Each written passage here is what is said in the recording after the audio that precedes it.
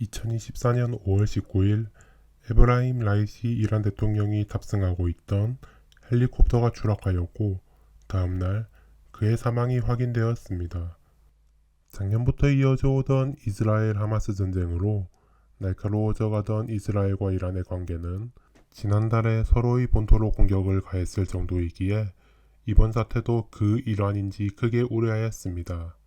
다행히 이스라엘의 모사드가 이를 부인했고 이란도 이에 별말이 없는 걸 보면 이 일이 중동전쟁까지 발전될 가능성은 낮아 보입니다. 어쨌든 에브라임 라이시의 사망 이후 이란은 즉시 부통령인 모하마드 모하베르가 권한 대행을 맡으며 6월 28일 새로운 대통령을 뽑을 준비를 합니다. 그리고 라흐바르인 알리 하메네이가 나타나 국정에 영향을 미치지 않는다고 국민들을 안심시켰는데 왜 권한대행인 부통령이 아닌 하메네이가 국민들을 안심시켰을까요? 현재 유엔에 가입되어 있는 국가의 숫자는 193개국입니다. 다른 기준을 적용하면 더 늘어날 수도 있겠지만 보통 200개국 전후라고 합니다. 이렇게 많은 국가만큼 각 나라마다 각기 다른 정부의 형태를 채택하고 있는데요. 우리나라와 미국은 대표적인 대통령제 국가이고 프랑스는 대통령과 총리가 행정의 권한을 나누는 이원 집정부제를 채택하고 있습니다. 의원 내각제는 의회의 다수 의석 정당이 행정부 구성권을 가지며 총리를 뽑아 국정을 지휘합니다. 국가원 수를 어떻게 정하느냐에 따라 선출직 대통령을 뽑는 독일 같은 의회공화제와 일본, 영국같이 세습되어 오는 군주가 있는 입헌군주제가 있습니다. 그 외에도 여전히 왕가가 있는 나라, 쿠데타가 일어나 군부 독재를 하는 나라 등 여러 정부의 형태를 취하고 있습니다. 오늘 얘기할 이란은 선거로 평화롭게 정권을 교체할 수 있는 중동에서 몇 안 되는 국가입니다.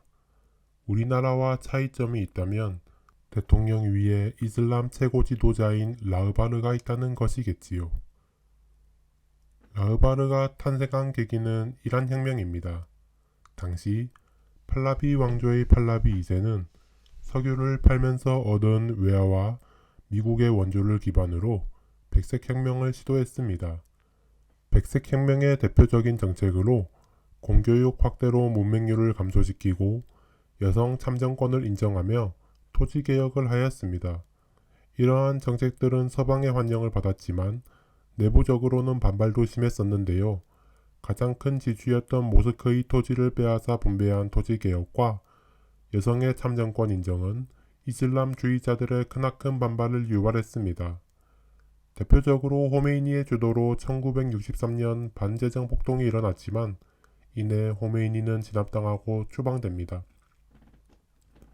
그 외에도 팔라비 2세는 여러 불만의 목소리들을 비밀경찰인 사바크를 움직여 반체제 운동을 단속합니다. 1970년대에는 오일 쇼크로 이란이 엄청난 경제적 이득을 보게 되지만 그 이득의 대부분이 소수의 특권층에게만 돌아감에 따라 빈부격차가 심화됩니다.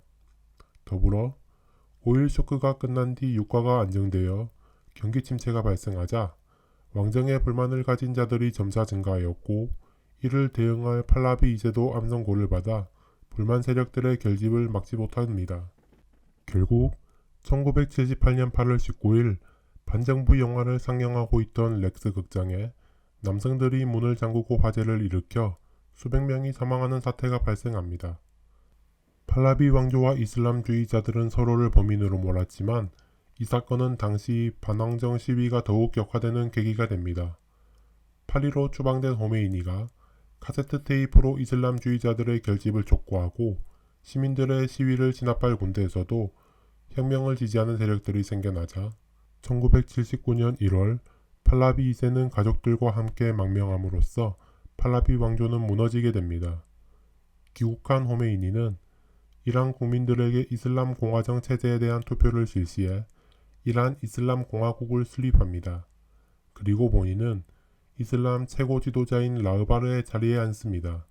라흐바르는 시아파에서 미래에 올 구세주인 마흐디의 대리인으로서 사망할 때까지 계속할 수 있으며 이란의 모든 행정체계들은 라흐바르의 의지에 따라 움직이게 됩니다.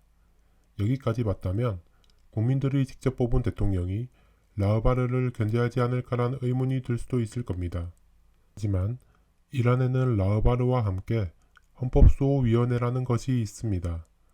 헌법수호위원회는 총 12명으로 구성되는데 6명은 라흐바르가 지명한 인물들이, 남은 6명은 라흐바르가 지명한 대법원장이 추천한 인물들이 국회의 동의를 받아 속하게 됩니다. 결국 모두 라흐바르의 영향력이 닿아있는 셈이지요. 헌법수호위원회의 권한은 엄청난데 이들은 헌법을 해석해 국회에서 통과된 법안을 거부할 수 있으며 선거에서 입후보자들을 심사해 마음에 안 드는 인물을 부적격자라며 떨어뜨릴 수 있습니다. 이 같은 막강한 권한으로 선출직들은 라흐바르의 영향력을 벗어날 수 없지요.